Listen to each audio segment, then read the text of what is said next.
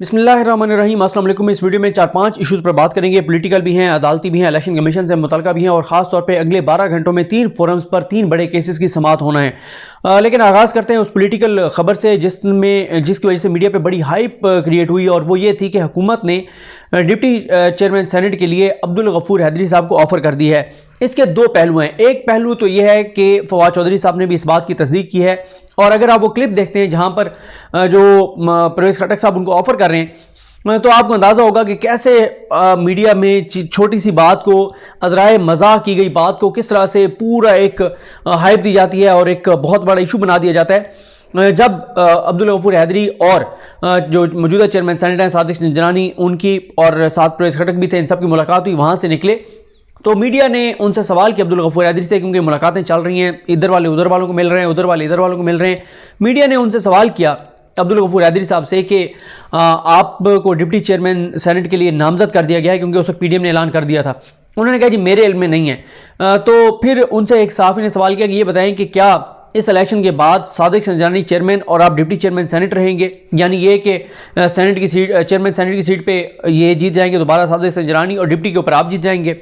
तो इस पे उन्होंने परवेज़ खटक ने कहा हमने तो इनको भी कहा है कि आप हमारी तरफ से भी आप ही आ जाएं डिप्टी चेयरमैन सेनेट। अब ये मजाक में की गई बात थी, उसके बाद वो मुस्कुरा भी रहे थे और वाज़ेह था कि वो अज़राए मजाक कर रहे हैं, लेकिन खबर चल गई। अब जब ये खबर चली तो इसकी जल्दी तरदीद हुकूमत की जानिब से भी नहीं की गई। उन्होंने भी इसका भरपूर फ़ायदा इस तरह से उठाया कि पीडीएम में फ़ौरन तशवीश की लहर दौड़ गई और उसकी वजह यह है कि कल आप अगर याद करें, क्योंकि वैसे मेरी आदत नहीं है कि मैं बार बार अपने को क्लिप निकाल के या चीज़ें निकाल के वो करूँ कि देखिए मैंने ये पहले कह दिया था। ये इस्लामाबाद में आधे से ज़्यादा सहाफ़ियों को ये बात पता थी और ये अलग बात है कि मैं एक यूट्यूब पे रेगुलर बात करता हूँ तो बात कर लेता हूँ। बहुत सारे ज़ाहिर है लोग अभी यूट्यूब पर नहीं हैं, लेकिन इस्लामाबाद के जो फील्ड में रिपोर्टर्स हैं आधे से ज़्यादा को पता था कि पीडीएम में बड़ी शदीद इस बात पर लड़ाई है कि मौलाना फजलुर रहमान ने डिप्टी चेयरमैन सेनेट की सीट मांग ली है, गो के उनकी बनती नहीं है, बनती नून लीग की है।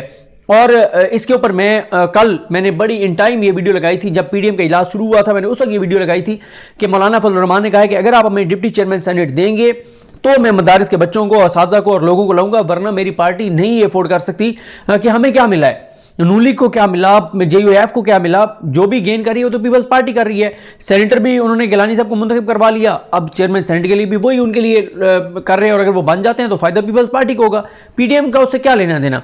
तो फिर एक कमेटी बना दी गई। आज उस कमेटी का इजलास था, उधर से कमेटी का इजलास था, उधर से मुलाकात हो रही थी गफूर हैदरी साहब की और सादिक निजरानी की। इस खबर के साथ पीडीएम में यह तशवीश की लहर दौड़ गई कि मौलाना फजलुर रहमान जो पहले ही कह चुके हैं, बहुत अरसा पहले मैंने एक वीडियो में यह भी आपको बताया था कि उन्होंने एक मौके पर फ्रस्ट्रेट होकर यह भी कहा पीपल्स पार्टी और नून लीग को कि अगर आप लोगों का यही रवैया रहा तो मेरी इमरान खान से क्या दुश्मनी है, मैं जाके उससे सुलह कर लूंगा, लेकिन अगर आपने चलना है तो ठीक तरह से चलें, वरना ये जिस तरह से आप चलना चाह रहे हैं ऐसे काम नहीं चलेगा। तो अब ये जो बात थी इसका हुकूमत को, एक तो ये मजाक में की गई बात थी, दूसरा पीडीएम में तशवीश की लहर दौड़ गई कि कहीं ये ना हो कि भाई मौलाना साहब की जमात डिप्टी चेयरमैन सेनेट के चक्कर में पीडीएम को ना छोड़ जाए। हालांकि ये आसान नहीं है, ये कहना आसान है, ये उस तरह से मुमकिन नहीं है। पीडीएम से मौलाना का निकल के इमरान खान के साथ आना और इमरान खान का मौलाना को कबूल करना, ये नामुमकिनात में से है। गो के सियासत में कहते हैं कि कोई चीज़ नामुमकिन नहीं होती, लेकिन फिल वक्त तो ये नामुमकिनात में से है। लेकिन इस सारे का जैसे मैंने आपको बताया कि पोलिटिकली हुकूमत ने कुछ फ़ायदा उठाया और पब्लिक के अंदर नुकसान भी हुआ। मीडिया ने एक हाइप क्रिएट कर दी, टॉक शोज़ पूरे हो गए कि हुकूमत ने जो है वो गफूर हैदरी को ऑफ़र कर दिया डिप्टी चेयरमैन सेनेट की, और उससे लोगों में ये तासुर दिया गया कि देखें जी ये बड़े अखलाकियात की बात करते हैं कि इनको चोर और लुटेरा कहते हैं, बुढ़ी की जमात को कह रहे हैं कि आप डिप्टी चेयरमैन सेनेट बन जाएँ। तो जहाँ पे फ़ायदा हुआ वहाँ पे नुकसान भी हुआ, लेकिन पीडीएम के अंदर बहरहाल बड़ी टेंशन हुई कि ये ना हो कि मौलाना छोड़ जाएँ, क्योंकि पीडीएम को भी पता है कि मौलाना साहब ना तो ये जिहाद कर रहे हैं, ना इस्लाम के लिए सारा कुछ कर रहे हैं, ना पाकिस्तान के लिए कर रहे हैं, वो अपनी ज़ात के लिए कर रहे हैं। और अपनी उनकी ज़ात के लिए उन्होंने अमेरिका से भी कहा था कि आप मुझे मेरी जो है वो जिस तरह से रिपोर्ट होता रहा कि दाढ़ी ना देखें, मुझे मौका दें और फिर देखें मैं किस तरह से डिलीवर करता हूँ एज ए वज़ीर आज़म। तो एक तो ये मामला हो गया। दूसरा मामला ये है वज़ीर आला पंजाब उस्मान बुज़दार की तब्दीली की बहुत ज़्यादा बात हो रही है।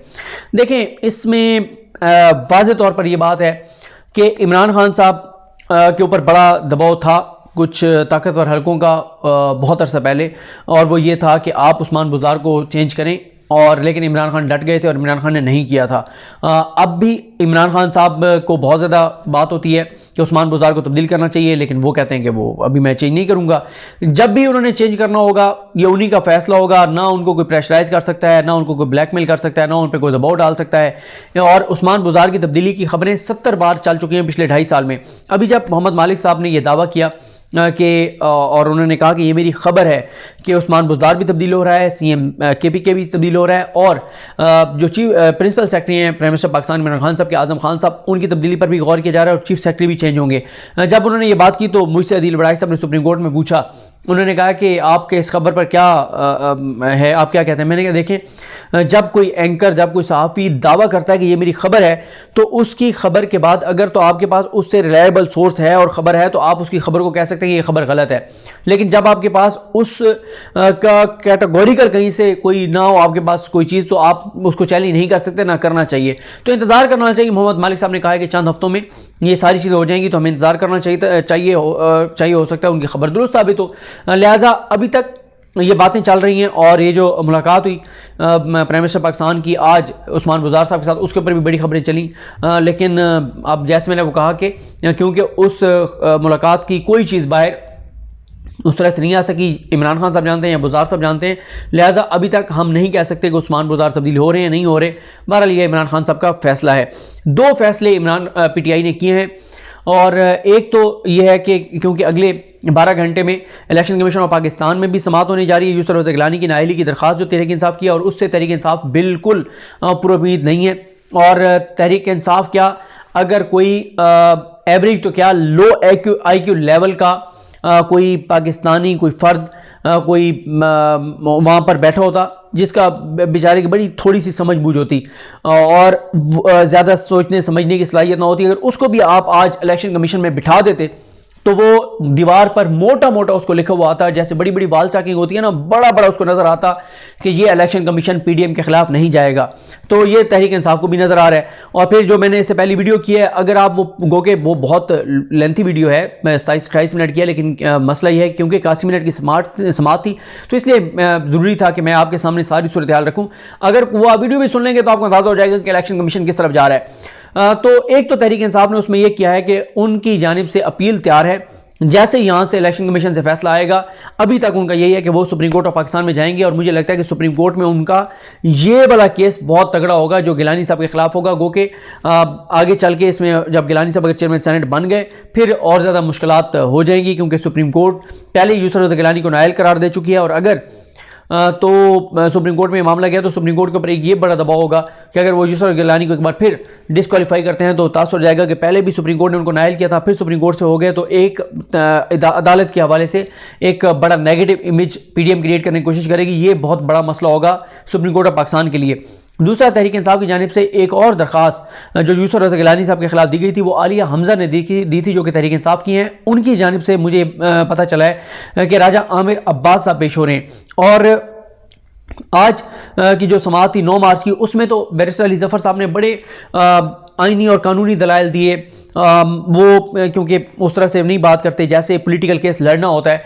तो अगर आज आमिर अब्बास साहब पेश हुए तो मुझे तो ये लगता है कि काफ़ी जो है वो सख्त उनके दलाइल होंगे और इलेक्शन कमीशन मेंबरान को ये वाली सूरत हाल नहीं मिलेगी। ये जो बड़ा अच्छा माहौल कि अली ज़फ़र साहब बड़ी धीमी आवाज़ में बात करते हैं, कानून की बात करते हैं, ज़ाब्तों की बात करते हैं, कायदों की बात करते हैं, जबकि दूसरी तरफ जब इलेक्शन कमीशन जो है वो निकल के छक्के चौके मार रहा है PDM के हक़ में, और जब इलेक्शन कमीशन यहाँ तक कह दे कि मरीम ने क्या गलत कहा है, अली हैदर गिलानी ने क्या गलत कहा है, इन वीडियोज़ की कोई कानूनी हैसियत नहीं है, इन वीडियोज़ में कोई ठोस सबूत नहीं है, इन वीडियोज़ में तो गिलानी का नाम नहीं लिया जा रहा, वो जो हमारे एक्शन लेने की खबर थी वो गलत थी, तो फिर पीछे क्या रह जाता है। तो मेरा ख्याल है कि राजा आमिर अब्बास साहब अगर पेश हो रहे हैं तो माहौल काफ़ी मुझे जो है वो ज़बरदस्त मैच पड़ता हुआ नज़र आ रहा है, क्योंकि राजा आमिर अब्बास साहब इस तरह के मामलात को जो है वो डील करने में काफ़ी जो है वो उनकी एक्सपर्टीज़ हैं। तो ये हो गया। फिर इसके बाद चेयरमैन सेनेट सादिक संजानी साहब के हवाले से जोड़ तोड़ जहाँ पर जारी है, हुकूमत कोशिश कर रही है, वहीं पर जो है वो शिबली फराज साहब ने बहुत इंपॉर्टेंट बयान दिया। उन्होंने कहा है कि जो हमें धक्का देगा, सियासी तौर पे बात हो रही है, वो वाला बयान नहीं है जो मरियम साहब ने दिया कि हमें कोई एक थप्पड़ मारेगा तो हम 10 मारेंगे, वो जो तशद्दुद पे उकसा रही थी अपने कारकुनान को। शिबली फराज साहब ने कहा है कि हमें कोई सियासी तौर पर धक्का मारेगा, हम धक्का देंगे, प्यार करेगा प्यार देंगे, वार करेगा वार करेंगे। उन्होंने कहा है कि अब हम किसी भी हद तक जाएंगे और सादिक संजलानी को जितवाने की कोशिश करेंगे, तो ये बड़ा इंपॉर्टेंट है। इसके अलावा जो कल इस यानी अब से कोई 8-9 घंटे बाद इस्लामाबाद हाई कोर्ट में भी समाअत है, और वो समाअत है अली नवाज अवान जो MNA हैं तहरीक इंसाफ के। उन्होंने दरख्वास्त दायर की है यूसुफ रज़ा गिलानी के खिलाफ। उस दरख्वास्त के मंदरजात के हवाले से, पॉइंट्स के हवाले से साकिब बशीर साहब ने उसका मुकम्मल हमें तफसीलात से आगाह किया अपने यूट्यूब चैनल पर, और कल वो इस केस को कवर भी करेंगे, क्योंकि हम तो पहले सुप्रीम कोर्ट में होंगे। NA 75 के ऊपर सुप्रीम कोर्ट अहम समाअत करने जा रही है अली असद मलिक की दरख्वास्त पर, और उधर इस्लामाबाद हाई कोर्ट में जो समाअत हो रही होगी वो अटेंड करेंगे साकिब बशीर साहब और फयाज़ महमूद साहब, और हम सुप्रीम कोर्ट से अटेंड करने के बाद इलेक्शन कमीशन चले जाएंगे, जहां पर 10 बजे जो है वो समाअत होनी है। तो ये कुछ जो है वो मामलात हैं। दूसरी तरफ जो, और मैं आपको ये बता दूं, इस्लामाबाद हाई कोर्ट नहीं शायद इस मामले में कोई बड़ा फैसला करेगी। उसकी रीज़न ये है कि इस्लामाबाद हाई कोर्ट का एक मुसलसल एक उनका व्यू है कि वो इस तरह के मामलात में इंटरफेयर नहीं करते, वो इस तरह के मामलात मुतल्लिका इदारों को भेजते हैं, इलेक्शन कमीशन ऑफ पाकिस्तान को, और ये मामला already election commission of Pakistan में पेंडिंग है। तो मुझे नहीं लगता कि कोई बहुत बड़ा रिलीफ तरीके से आपको वहाँ से मिल सकता है। ये नहीं कि वो कोई मेरिट से हट के फैसला करेंगे, मेरिट पे ही करेंगे अतर मिर्ला साहब, लेकिन उसमें तरीके इंसाफ को बहुत बड़ा रिलीफ मुझे मिलता हुआ नज़र नहीं आ रहा। बाकी अदालत में फैसला करना होता है, हो सकता है मैं गलत भी साबित हो जाऊँ।